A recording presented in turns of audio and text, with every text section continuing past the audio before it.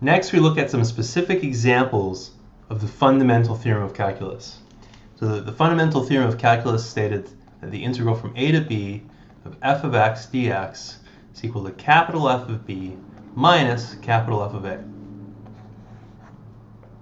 Now, in practice, there's a convenient way of computing the right-hand side. And so normally you'll see something like this, the integral from a to b of f of x dx. So it's usually, your first step is identifying the antiderivative, capital F of x.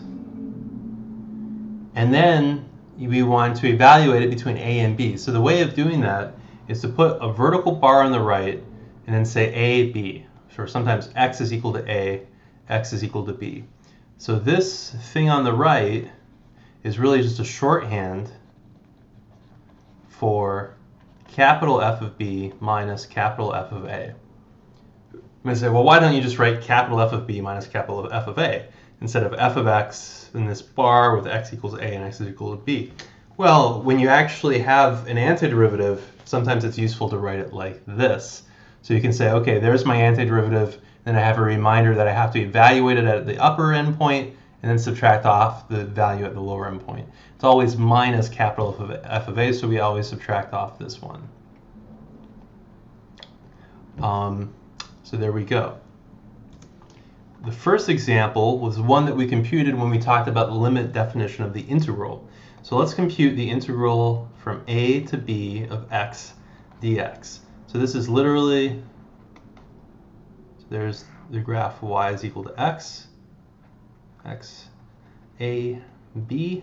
It's literally just the area of this trapezoid, which we previously computed by using a Riemann sum, figuring out an explicit formula for the nth Riemann sum, taking the limit of that, and we got an answer. It was b squared minus a squared over 2. Well, let's apply the fundamental theorem of calculus and see if we get the same thing. Okay, so the integral from a to b of x dx, so this is where that little trick comes in. So the antiderivative for x, you got it, x squared over 2, and then we evaluate that between x is equal to a and x is equal to b. So at b, we get b squared over 2, and then minus at a, we get a squared over 2. So it's b squared minus a squared all over 2. Now, if you'll recall our lecture on the integral from a to b of x dx, when we computed the Riemann sums and worked all of that out and then used summation formulas to get a closed form version of the sums, and then took the limit as n goes to infinity, the whole page was filled up with a bunch of stuff. So already, wow, that fundamental theorem has saved us a lot of time. I mean, you can do this in your head. Antiderivative of x is x squared over 2. Okay, b squared over 2 minus a squared over 2. There it is. What about x squared? Surely that has to be harder.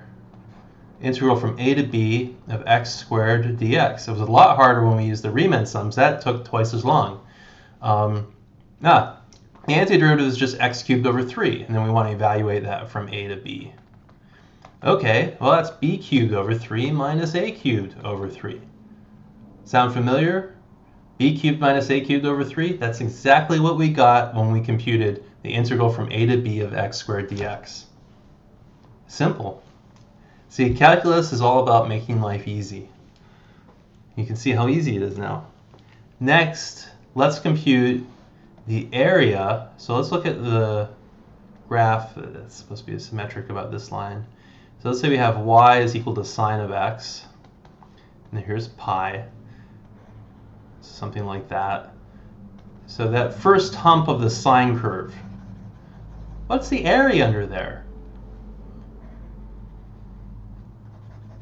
Well, let's find out. The integral from 0 to pi of sine of x dx.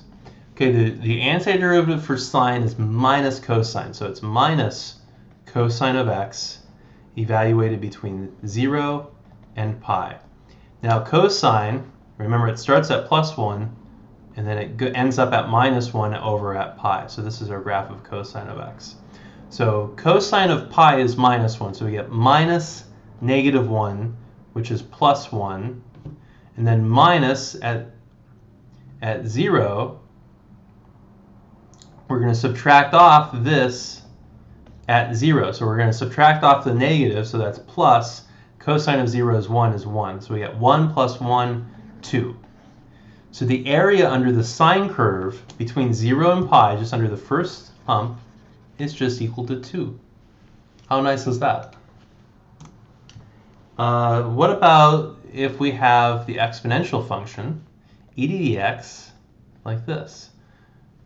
Let's say this is e squared, and this is 1, and this is 2. What if we look at y is equal to e to the x, and we want to compute the area under the curve between x is equal to 0 and x is equal to 2?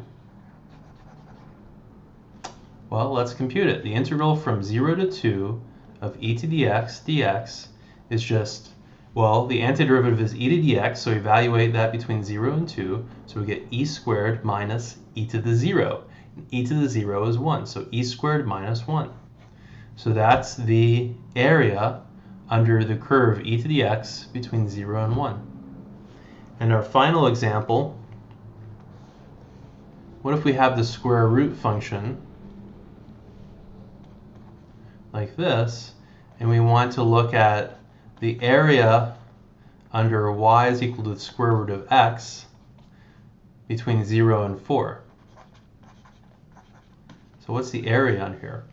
So it's going to be the integral from 0 to 4 of the square root of x dx. Okay, we need the antiderivative. Square root of x is equal to x to the 1/2. We add 1 to the exponent, so it's x to the 3/2, and then we divide by 3/2, which is the same as multiplying by 2/3.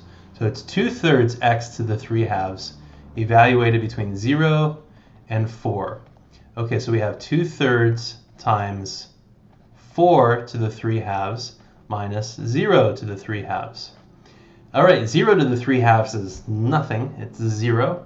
4 to the 3/2, we can do the 4 to the 1/2 first. 4 to the 1/2 is 2. So this is 2 cubed, which is 8. Then we have another 2 out here that makes it 16. So it's equal to 16 over 3. So the area under y is equal to the square root of x between 0 and 4 is 16 over 3. Now a little bonus for this problem. I'm going to imagine a rectangle like this.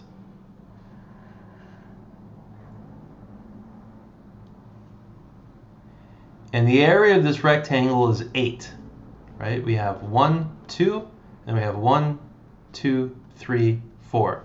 4 times 2 is 8. So the total area here is 8, right? Which means that the area over here that we didn't include has to be the total area. So this area here has to equal 8 minus 16 over 3. Now 8 is 24 over 3. 24 minus 16 is 8. So that's just equal to 8 over 3. Now the observation is that y is equal to the square root of x is the inverse function of y is equal to x squared.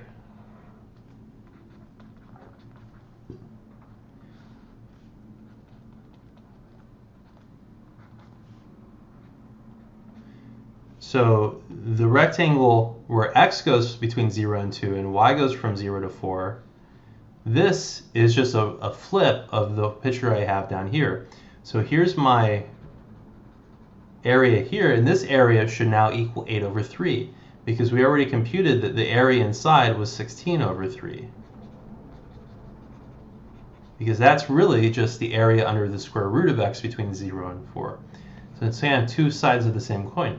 So if my hunch is right, this area under y is equal to x squared between 0 and 2 should equal 8 over 3. So let's check it out. Integral from 0 to 2 of x squared is equal to x cubed over 3 evaluated between x is equal to 0, x is equal to 2. Smelling good. All right, 2 cubed is 8. 8 over 3 minus 0 cubed is 0. 0 over 3. We just get 8 over 3. So it's a super 3. It's like 3 hoops. Let's make it better. There we go. So 8 over 3 area like that. So it's just a little last minute observation, a little twist on that last problem there. That with the power of the fundamental theorem of calculus, life's just got a lot easier. You can compute areas like this as long as you get your antiderivative, set it up, knock it down, and boom, out comes your area. It's just a matter of finding the antiderivative using simple formulaic rules, just like we learned derivatives, we learned antiderivatives, and then just evaluating it between the 2 points, and there you go.